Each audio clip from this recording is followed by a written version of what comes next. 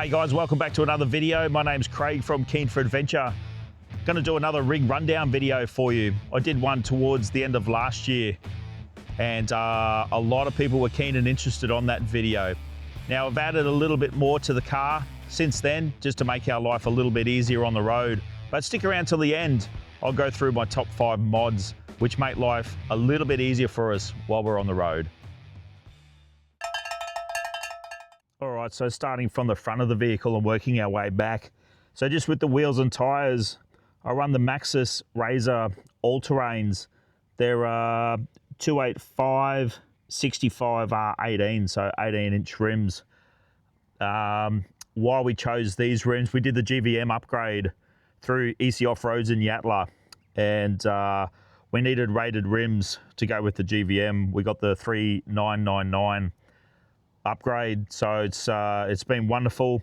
The tires are great as well. I've currently done 50,000 kilometers on them, and that's majority towing as well. We tow a 3.5 ton van, and we still got a fair bit of tread left on the tires, so probably going to last me maybe another, I don't know, 6 to 8 months traveling around before I need to change them.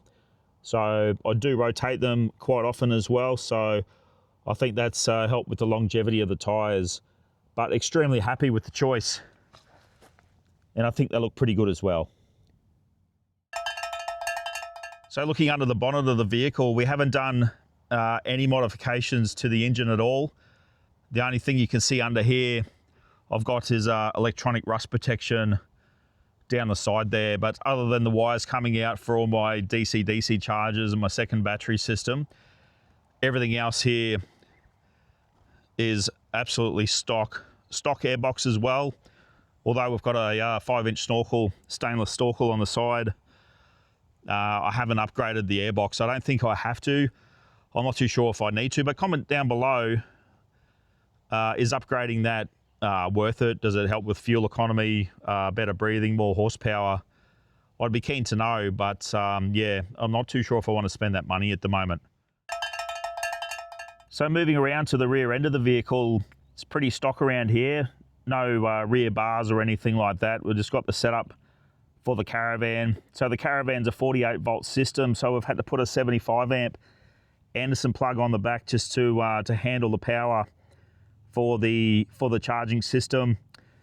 And we've just got our valves here for our airbags, and also a plug there for the camera on the Caravan as well. So moving on to the roof of the vehicle, we've gone with the Trailmax alloy roof rack just for weight saving. It's a platform rack. It's been pretty good so far. At the front there, you can see we run the Steedy light bar across the top. And on top, we've gone with the Bush Company rooftop tent. So that's their new one. It's a lighter rooftop tent. Comes in around about the 80 kilo mark, I think it is. So we had one of these on the BT50 that we used to own before we've upgraded to the Y62 Patrol, and been very impressed with the tent. It's got power inside and lights, etc. So works extremely well for us. And on the side, we've also got the Bush Company 270 degree XT Max awning. Brilliant bit of kit as well, freestanding awning. We've had that out in some pretty hectic winds, and hasn't missed a beat so far. And on top of the roof, I've just gone with a 240 watt solar panel from Kickass. I've gone with that one because they claim it to be hail proof, so I thought hopefully get a little bit more longevity if we're out in any storms. And that's been holding up quite well in regards to keeping power in the vehicle. I'll show you a little bit later on, but we run an 80 litre Bush Company upright fridge, and I've got a small Brass Monkey freezer in there as well, which is just dedicated for this trip, just so we can cart more food. But full sun, been absolutely brilliant. All right, so we'll just swing around to the rear of the vehicle, and I absolutely love this setup. We got our draw system through Full Bore Forby, which are down in Melbourne. So we were quite specific with what we needed. So obviously we wanted to fit the Bushman's 80 litre fridge in here, which we think the upright fridge is excellent for the wagons. So much easier to get into than if you had the traditional Wacos and Engels, where you've got to try and lift the lid and pull it out of the vehicle to try and get to it. So that's been excellent for us. Up the top here, we've opted for a pantry. Holds a heaps of food in there. So when we leave the caravan and go away on sort of solo missions, we can fill that up full of food, which has been brilliant. Just got your standard drawer in here. So I've actually put some dividers in there, made some compartments. So right at the very back, I have a little tool bag with a few bits and pieces in. In the middle, we keep our cutlery, induction cooker and so forth. So once again, when we do little solo missions, we've got stuff there to cook and eat from. And just in the front, I've got a little tiny pocket there. And in that, just keep a few little bits and pieces, some LED lights, what else? Little Swiss Army knife and stuff like that. So that's worked out quite well for us. And down the bottom here, pretty standard. We've got a pull-out table as well. So once again, when we're cooking, just throw the induction cooker on here. We've got the 240 volt outlet on the side there, which is perfect with the on-off switch on the side there. So that's worked out extremely well for us. Now we've had to build a false floor because we've gone a different route for the ladder. So for most of you who have your traditional rooftop tent ladders, it comes with the sort of the telescopic ladder, and the runs on them are quite tiny and narrow. And to us, that was just awkward, hurt your feet, pretty difficult to get in and out. So what we've done is we've gone and bought the ARB Altitude rooftop tent ladder. You can buy that as a spare part. It is quite expensive, around the $800-900 mark, but I'll overlap some footage.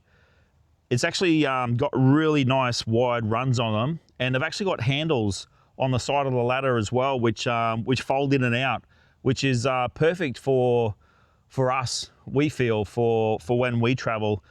But as I said, it doesn't fold down, it doesn't collapse like your traditional telescopic rooftop tent ladders. So what we've had to do is build a false floor in the back, and that just houses the ladder. That just slides straight in there. So for us, that's a perfect option for the way we've set up our system in the back here.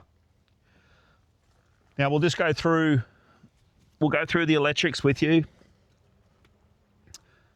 So what I've got here is just a panel. Got this from Roadtech Marine.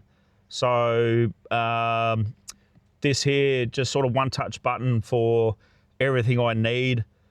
So we've got one here for the fridge. So obviously the Waco fridge we've got here, auxiliary one. So what I've done is custom built a panel down here with charging ports. So USB, USB-C all the way down, and just a SIGGI socket at the top. So these ones here I can actually turn on and off with a button as well, which is fantastic. Or I can just use the auxiliary one option at the top. Auxiliary two, I've got a standalone Anderson plug out the back, so I've got power there. So if I ever need to run the pump to put, what am I trying to say, water into the caravan, I can just plug straight into that, which is fantastic. So that's on the auxiliary 2 button. Up here, GPS. So we run the Starlink mini dish while we're traveling. So when we're on the road, I just put that in the car on the dash like everyone else seems to be doing. And I can turn that on and off from here. Hopefully you can see, I'll just pop the camera down just up the top here. So that's the converter for Starlink. So that's the 12 volt converter. So that actually works out extremely well for us while we're on the road. And last one here is the interior. So what I've done is gone and bought some Steedy rock lights. And that button there controls the lights. So I've put one at the top here, and I've put 3 across the back underneath the boot lid, and they're angled perfectly. So as I said, when we're up the beach or we don't have the caravan and we're cooking at night time, we just fold this table out, turn these lights on Of course, they're adjustable as well, so you can have red light, orange light, whatever you want. And that shines down into this area and gives a perfect amount of light for us for cooking and anything else we need to do. So normally 6 lights come with these. So there's the 4 that I've used. And the other 2, let's pop back this way a bit. I'll put them on the side of the Trailmax roof rack. So there's one there, one down a little bit further. So when the 270-degree awning's out, that's plenty of light at night time to shine up the area. So absolutely recommend this as a modification for anyone that's looking at building out a patrol. In my opinion, that light setup there is probably one of the best mods I've done. Been absolutely brilliant. And the only other thing to show you down here, I run the Red Arc Manager 30. So that's the screen for it there. I know it's old school. Others have come out.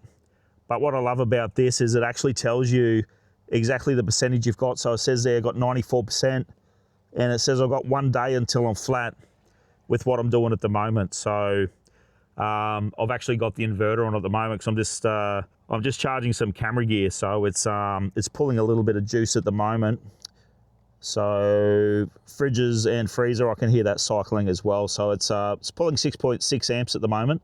But mind you, I'm in the shade as well while I'm filming this. So normally every day I'm 100% by midday. So yeah, fantastic bit of kit. That served us extremely well. Now I'll show you just in the back of the vehicle. Now this is warts and all, guys. I'm not going to pretty up the back of the car because this is what it's like when we're on the road. This is the reality of traveling. You know, when you first start off, you know, you're all excited. You've packed your car nicely. Everything's in the position that you want it to be. But you know, once you're on the road, you can get a little bit complacent with your gear and where you're putting stuff and so forth. So every few weeks I've got to pull everything out of here and get my shit together and get it back nicely and looking pretty good. But you can see down below here, if you watch my other videos of us traveling, that's our bladder that we use to fill the caravan with. So that's a 110 litre bladder. Who's that from? FlexiMake. Yeah, FlexiMake. So we've got that, and we also use their pump as well. So their pump's good. It's like a submersible pump, which will fit into a jerry can too. So that's handy for people that don't have bladders but have a jerry can, because most of the pumps these days are too big to fit in. As I said, Brass Monkey fridge freezer. So we run that as a dedicated freezer. Run that on -3 constantly. That's been perfect. Up the top here is basically my charging station for all my gear that I use for trying to make these videos for you guys. Got my drones and my batteries, gimbals, my Sony camera and so forth. So that all lives up there. And down here, so we've actually had to remove a seat so we could put the ARB rooftop tent ladder in the vehicle. So we've removed the single seat. So that ladder comes through to here. I think it's about 1950 long. We've actually shortened it. I think they come out at about 2100. But that fits in there nicely. And what I'll do is I'll overlay some footage from the last video in regards to the 12-volt system in the back. So nothing's changed. Still run the 200 amp hour lithium battery. Still got the 2,500 amp inverter in the back there as well from Allspark. So as I said, I'll overlap that. All right, so the electrical setup in the back I did myself here. So when I sold the BT50, I pulled out the electrics from the canopy so I could add to this build. Obviously the patrol cost a fair bit to purchase to start with, and we needed to watch our funds because obviously we're retired and kind of need all the money we need to get on the road and live the lifestyle that we want. So in there we had the Red Arc Manager 30, which has been a blessing. That thing's brilliant. That's been going for many years now. So so that's worked out extremely well for us. Up the top here, I've just got the outlet for a solar blanket. I don't have a solar panel on the roof. I don't know whether to get one, to be honest with you. Yeah, running wires from roofs through wagons into the cars is a bit of a nightmare. So, yeah, I don't know. We'll see what happens on that one. And then over the other side there, we run the Allspark 2,500 watt Pro Series inverter, which has been absolutely brilliant. That thing handles everything. Coffee machines, air fryers, you name it. It's been brilliant. So that's tucked away neatly just on the back of that full bore 4B draw system. So that's worked out well. The seats don't hit it when they fold down, which is brilliant. And full bore 4B, they've got a bit of a cutout in the back. If I can lift that up. Sorry, excuse my hands.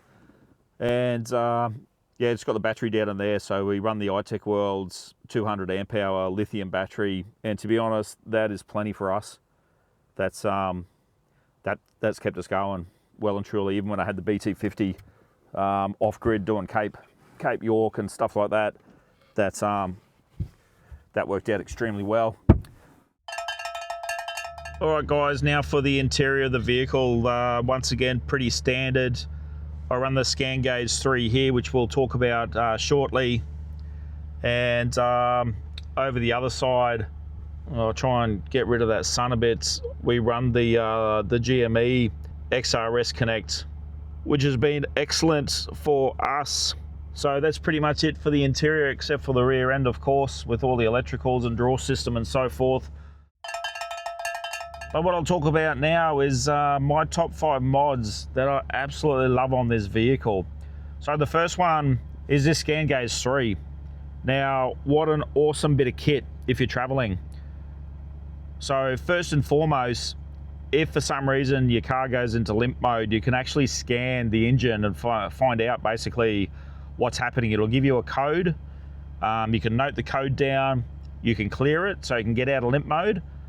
And then you can get yourself to a mechanic, advise them what the code was that popped up, and then they can diagnose it further. But what I do is I run my trans temperature. As I said, we tow 3.5 ton van. Sorry about the lighting here. The sun's a bit shitty through the trees outside. But anyway, trans temperature we run. Now engine load. So when I tow in what they call manual mode or sports mode. And this here is like having a tacho as such, but just for engine load. So basically, for when I'm how do I explain this without sounding like I don't know what I'm talking about? So basically, if I'm coming up to a hill, say for example I'm in 5th gear, I'm coming up to a hill. Obviously the engine's going to slow down a bit. With an automatic, it'll obviously change down gears itself, but being manual, what I do, when the engine load gets to 90, that's when I start changing down gears. So it's just a good indicator for me, as I said, towing 3.5 ton van, as to when I need to change gears. So engine load to me is extremely important. Across from that is the speed. Obviously, the most vehicles are out from factory in regards to the speedo. Ours is out 10%. Throw some different tyres on, and it throws it out again. So I've tracked that down to a GPS. So that's my absolute accurate speed, which is good. My tyre pressures, so front left, front right, rear left, rear right. And today's instant litres per 100. So you can see it's at 234.57. While I'm idling, because obviously when you're idling you're not traveling, so your litres per 100 will just increase while it's sitting there. So that's my favourite mod, number 1. Number 2 we've touched on is the GME XRS Connect. Now why do I like this one so much? You can actually customise a button at the top, so if you actually miss what someone's actually said to you, you can hit that button and it actually will replay the last 5 communications that have come through. So if you're cruising along, listen to your Morgan Wallen or whatever you're into, and you miss what someone had to say, simply press that button there and it'll repeat it, which is fantastic. We use that quite often when we're traveling. Obviously, we listen to music just to try and kill time. We normally travel on channel 38, and I have a handheld which I have on channel 40. So for trucks and so forth, I can listen to that as well. But if I'm in convoy with other people like we are on this trip, we just sit on channel 38. Now heading back to the rear of the vehicle, so number 3 on my list of mods that I absolutely love, and I think everyone's got it now, or if you don't have it, definitely look at getting it if you can afford it, is obviously the Starlink Mini and how it's set up in the vehicle. So once again, just got the converter here for the 12 volt to 240 volt so I can run the Starlink Mini. Once again, it's hooked up to the switch on the back. So all I need to do is connect the dish, throw it on the dash, hit the GPS, bang, that powers that up straight away. Look, yes, it is expensive. It's $198 per month to run. But mind you, serves 2 purposes. One, when you're extremely remote and you do not have any phone signal whatsoever, you can make Wi-Fi calls. Now, we did have an incident. If you have a look at one of our videos back last year, we were traveling around Australia and we were at a remote campsite. Tony and I were sitting there having dinner at 7 o'clock at night, and next minute there was an almighty explosion. So the caravan next to us had a gas leak. The poor guy went to light the stove to start cooking dinner, and the caravan exploded, and that was a big deal. He was burnt quite severely, and there we had no signal. I was the only one with Starlink, so luckily we were there, and we could actually make a phone call and get the ambos out and help the poor guy. So once again, that I think it's a godsend. It's been absolutely brilliant. The other thing too is TV reception. I know this is probably a hot topic because when you go away, people go, well, you know, why are you taking TV? Why are you worried about a TV? Well, when you travel full time on the road, you pretty much need a TV. So TV reception's pretty shitty. Most places where you go, so you can stream all your services. So stream, you know, 9 Now and Channel 10, Channel 7, you know, plus your Netflix and YouTube and all that sort of stuff. So yeah, it is expensive, but if you work it out, you know, $198 per month. If you work it out per day, it actually works out not too bad. You know, I guess it's a less than a cup of coffee. So I think it's well worth it. So that was number 3 on the list. So number 4 on the list, favorite mods, is the whole build from EC Off-Roads. So we got the pre-rego GVM upgrade, as I said, to 3999 with Airbag Man assisted airbags in the rear end. Once again, we tow 3.5 ton. But that's been fantastic for the ride of the vehicle. It rides extremely well when towing. Got no dramas whatsoever there. The 5-inch snorkel, we've got a 3-inch exhaust on there as well, just to help the vehicle breathe a little bit better. Tyres and rims as well, we've had to get those upgraded when we did the GVM, just for the added weights. So the wheels need to be rated as well. And I'm pretty sure if you go the next GVM up again, then you also need to look at the type of rims you get, just so you can hold that weight. But yeah, the whole build from EC Off-Roads, I can't fault them. They were fantastic in every step of the way to help build this thing to how we want it. But that's definitely one thing that that I would suggest anyone do if they're on the road. Make sure you get your weights right from the start. Absolutely fantastic. So last of all, number 5 on the list for my favorite mods, and I've been over this one earlier on in the video, is just the rear end of the vehicle. So the whole setup from the electrical through to the solar panel, through to the drawers, the fridge, it's just been absolutely perfect. Yeah, it's been a great setup for us. It's definitely served its purpose. Absolutely nothing on here that I would change. It's brilliant. The 200 amp hour battery, I think, is plenty for us. And another cool thing that I figured out I can do now, there's a couple we watch, Cam Wild from Wild Touring, and they've just done a lap. And what they do is top up their caravan from the battery in the back of their vehicle. So I've done that a couple of times with the 200 amp hour battery. I've just plugged into the inverter here and plugged into the caravan, and successfully been able to charge the caravan. Not 100%, because we've got the equivalent of 1,000 amp hours in the caravan, but we've been able to put in 20-30% back in, which has been fantastic. So another little tip or trick that you can use if you've got this similar setup. Does it stop you from taking a generator away? I don't think so. We still need a generator on the days or the few days that it's been raining constantly. Definitely the vehicle's not going to be able to top the caravan back up. So I think I'll still run a generator. We've got the Honda. Now, as for a little bit of a bonus of things that I like, which didn't make the cut, this little Azito, it's a little handheld lithium-powered pump. Now, I use that to fill the airbags. Now, we couldn't afford to get the tank and the dials or the gauge inside the cab to be able to do it on the run. And I definitely didn't want to pull out a big compressor every time I had to do the airbag. So I think this is like $90 from Bunnings. And tell you what, good little machine.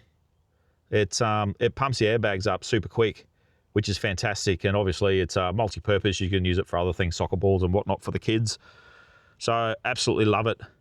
It's it's been well worth the $90. Use that continuously. Well, guys, if you've stuck around till now, thank you very much. Help support the video. If you like the content, give it a thumbs up. Also, go back on our channel as well. We've got a fair few videos up there at the moment. Obviously, the channel's quite small, still growing. Hope to grow that a little bit more as time goes on. But I was just grabbing a drink out of the fridge. I'll just show you one more little modification that I absolutely love. And these stubby coolers. So go to Temu and buy a heap of these. They're cheap as, and wrap your drinks in there. Now I'll just show you here. So if you don't wrap your drinks, all the stuff comes off. It rubs off your cans, and it goes on there. It goes all over the walls, and to get that stuff off is a freaking nightmare. So what I do, just throw all my drinks in these, extremely cheap, and it just saves your fridge from getting all shagged from the cans. So yeah, brilliant little hack. Absolutely love it. Now, a few of you guys might want to ask why the Y62 Patrol.